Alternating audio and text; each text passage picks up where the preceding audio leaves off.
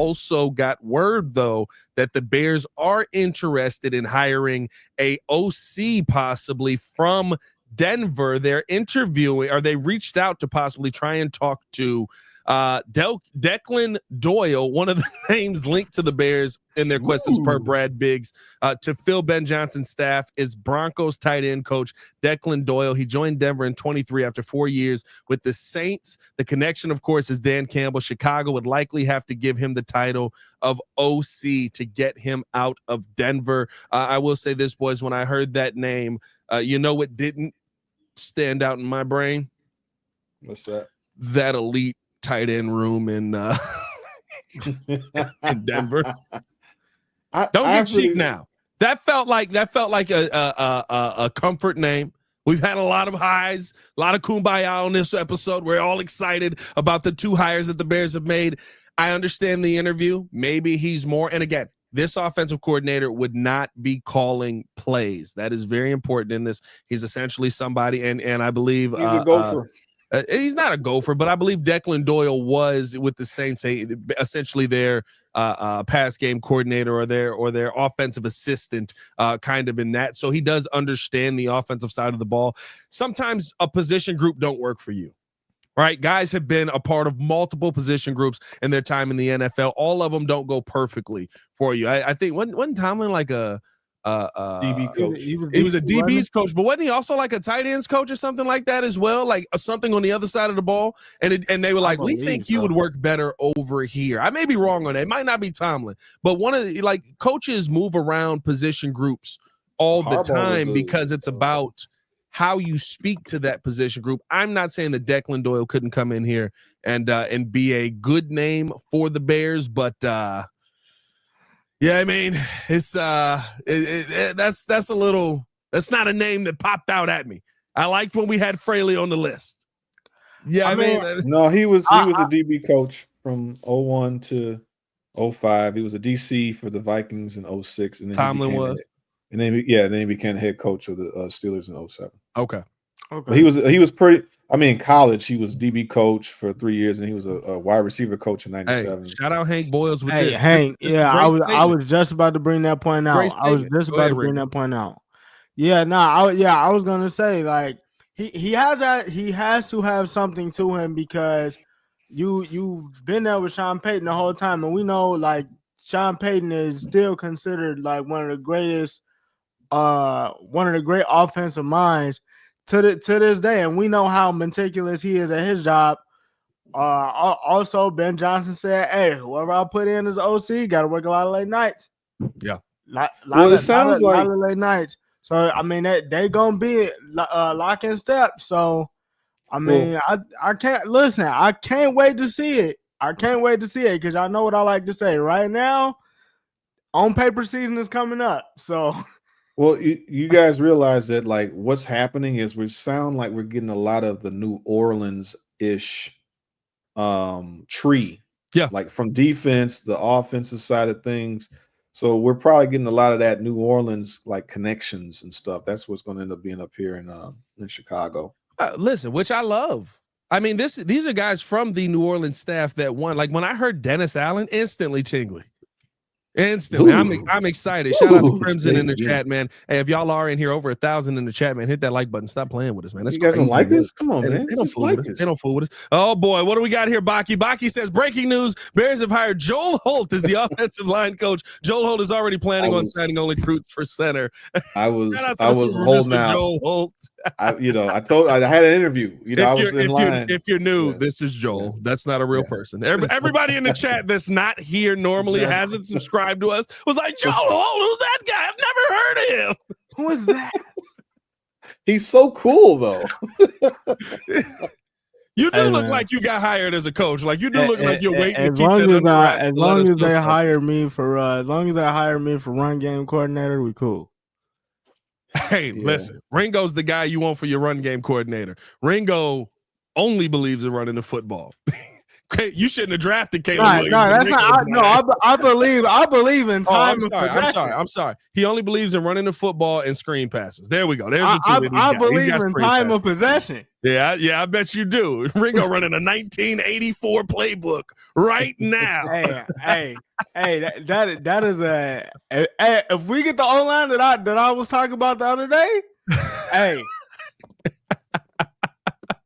what? Hey, you said they running. Hey, boys, get out there. You're running. Listen, I'll say this. Hey, Baki, you better believe it. Hey, I will say this though. I like the direction that we're heading, like Joe brought out. I like where this coaching staff is starting off at. I like that these are the first names that we hear. As Hawk Harrelson used to say, y'all remember it, where every time the White Sox would get on get 3 runners on base in the bottom of the 9th when we're down 4. Don't stop now, boys. That's my philosophy. I'm Hawk Harrelson the rest of the way. Don't stop now, boys. I'm not. Keep this going and keep this momentum. Take what you're doing right now with the coaching staff. Take that mindset into free agency. Take that mindset into the draft. And I think that this is the part that does excite me. The green light is really lit. You have a head coach that understands that and is being aggressive about it. Mm-hmm. Antoine Randall is not a small hire. Al Harris is not a small hire. He's walking into Kevin Warren, Ryan Poles' office and going, "Hey, boys, y'all still got some money left over? Because we about to spend some. y'all still got that bag that you took the money out for me? Because I'm going to need you to grab some more up out of there." Well, really, to me, it means more about guys being able to identify talent, guys being able to work with talent versus like they've been there. Like you said, Al Harris was a very good cornerback. Antoine Randall was a solid receiver for years. Yeah, you got guys coming from like the Doyle. If he's coming from the New Orleans, tree, and it doesn't hurt to come from, the Sean Payton line. Like we're getting quality guys, but also I think to a point where we hopefully can identify and make players better. And that's the whole point. Like it's a sad thing. Like it feels good. Like outside of winning a Super Bowl, it's nice to know when you get 10, 12, 13 players, to go to the Pro Bowl. We've only had 1, 2. Like we're not developing anybody in Chicago, outside of just, natural talent. But to imagine where a lot of guys can take a leap because they were put in good positions to succeed and to win. So I'm very, I'm encouraged to see what we're doing here. No, yeah, very, very encouraging, very exciting. I hope that this continues to move forward. I will say this. There's one thing about Ben Johnson that does scare me. By the way, hit that like button if you're in here. Subscribe to the page. Leave a 5-star review. Y'all know what to do, man. If you want to follow us over on the podcast platform, if you just want to listen in to the podcast, you can do that on Spotify. You can do that on Apple Podcasts. You can do that wherever you get your podcast. If you want to stick around here on the YouTube side of things, man, make sure you hit that subscribe button and that you're hitting that like button. The one thing that does scare me is this, it's a twofold thing, right? Ben Johnson was on First Take today.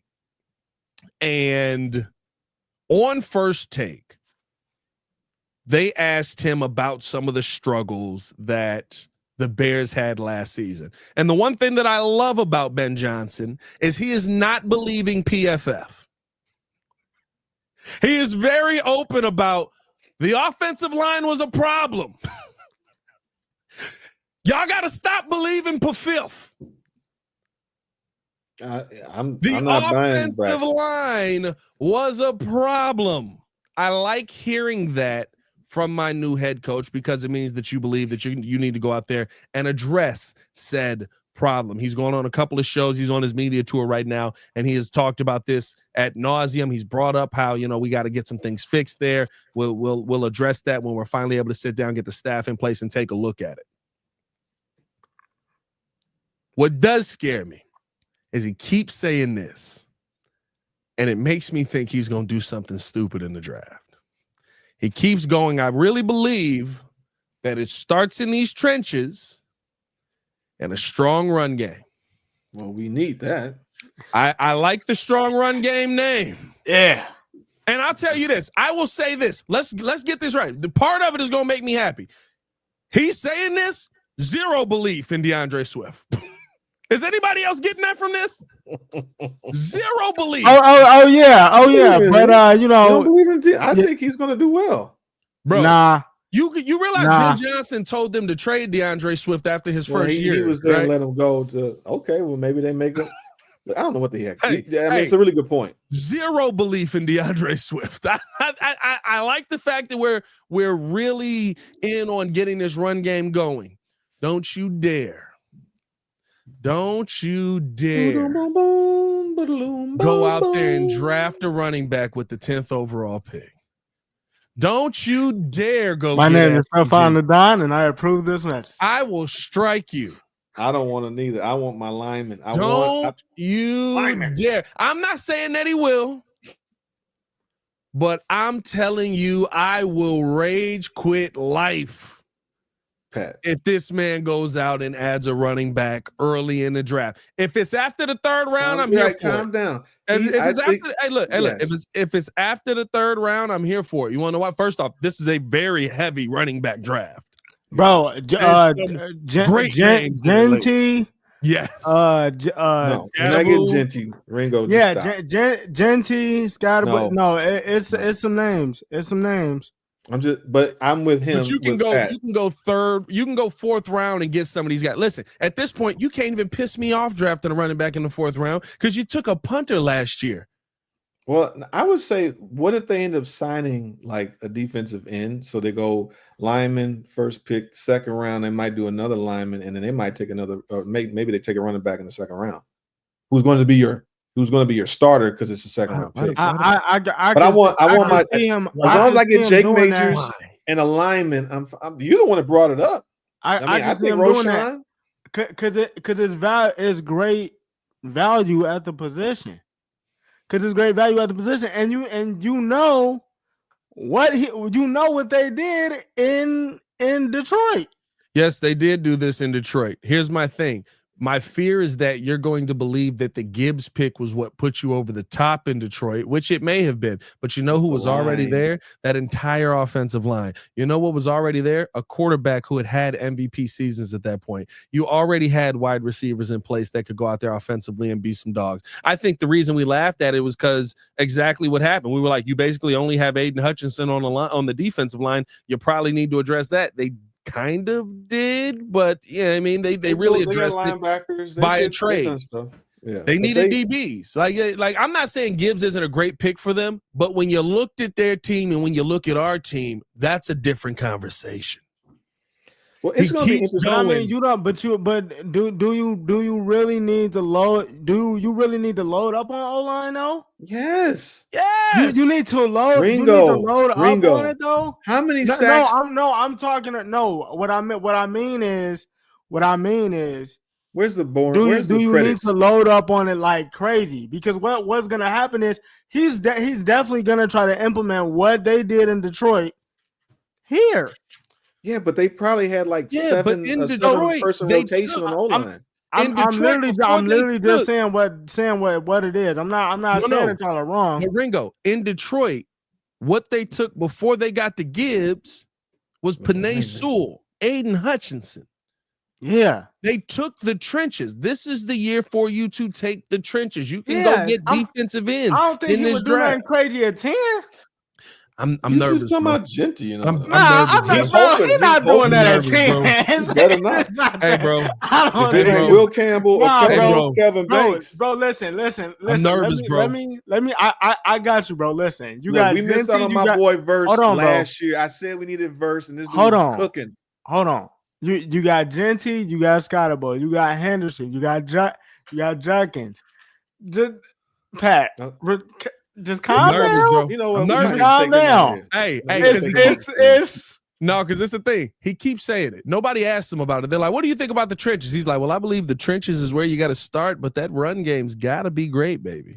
I'm just like, bro, but it's true. You do need a running game. That doesn't mean we have to. We have talent. At least 6 running backs in this draft. I don't think he's doing that at 10. That's what I'm saying. I don't, man. Look. Hey, listen, but if it's I'll say this: you can find a lot in this draft on both sides of the football. I think he's smart enough to know not to go running back this year. Just makes me a little nervous. That's all I'm saying. Just makes me a little nervous. I want Campbell or Kelvin Banks. I want in the first round. I want even if it is Josh Simmons. You want both of them in the first round? I'm just saying either one. I want Jake Majors as my center or one of the top centers in that second round pick. Yeah. And that other second round pick, it's either another lineman or if they got to make the best, if it's the best player available, because after that point, it is best player available. Yeah, I think they're going after Will. I made the point the other day. If it comes out that they get Trey Smith from KC, then I think they go Will at 10. That's just my thought process if it's me. Yeah, we'll see what they end up doing. I think there's going to be a lot of free agency acquisitions that are brought in here before we get to the point where we have some of the question marks. I guess I think they're going to spend big in free agency at a lot of the question marks. I think you go into the draft kind of looking for your stars. I wouldn't be surprised if they trade some of these back end picks to go get blue chip pieces. I'm curious to see where this. I know, because I'm curious to see what we do with him. I love Ian Wheeler. I told y'all that boy moving. That boy Ian Wheeler is moving. Nah, that's not what. Hey, that how much was it? $200K or $500K or what? Oh no, he makes $2.96 million over the next 3 years, and he's moving. Oh yeah, I'm all in on Ian Wheeler, baby. And guess what? After them 3 years. Who's the next Ian Wheeler? Could you just imagine it for a second, if we did get hired by the Bears, I'm the run game coordinator, bro, and I'm sitting up there telling the running back, oh yeah, bro, you finna have a Pro Bowl, yeah, bro, we finna do all this. You go into the GM office pass hey, bro, I know you ran for 2,500 yards, man, and I know you caught 79 receptions. I got 20. I told y'all I wouldn't have paid. I got $3 million for you, bro. Hey, bro. What I want is special. What I wanted was special. Like the Saquon to me is special. Christian McCaffrey's special. Oh, bro. I'm not just trying to pay for running. Now, if you're going to do running back by committee situation, then it is what it is. Christian McCaffrey is dead, and Saquon Barkley got the Eagles' offensive line. No. But the point is DeAndre Swift had that same offensive line. First of all, it seems he's dead. How he got beat to death in Carolina. He willed himself to have that great year. He was decent, but he not Saquon. No. DeAndre Swift had 3 hot games. Yeah, but my point is that there's specialty guys, there's special talented guys. If we can get them, I would like that. Other than that, I'm not just taking a running back, just have a running back. To your point, they are in a sense disposable. I feel like you're replaceable. No, you a little game doesn't matter. When we got Swift in here. You a little tingly. Running back? No, I was not. I was just happy that. Hey, hold on. I gotta side with Pat. You was a little tingly. It's a little tingly when we got Swift in here. Okay, what did I say? I said I wanted to run back. No. This is exactly what we said. We was like, hey, the minute he started scoring, Pat can't say nothing. Hey, when did that happen? Week 4. We did say that, Joe. hey, you know I'm rocking with you right, bro. What I said was I wanted a running back in the backfield that at least they can trick a defense. Yeah, I didn't want some type of gadget. Yeah, do a threat back. In the backfield. Back. They're running this. If they're running this running back, that means this. So to me, that was my point of getting Saquon. When they got Swift, is like, all right, cool. He's a Pro Bowler. He could catch the ball. He might actually give us a multifaceted type of looks in our offense. However, that did not necessarily happen. Yeah, it was terrible. You were tingling.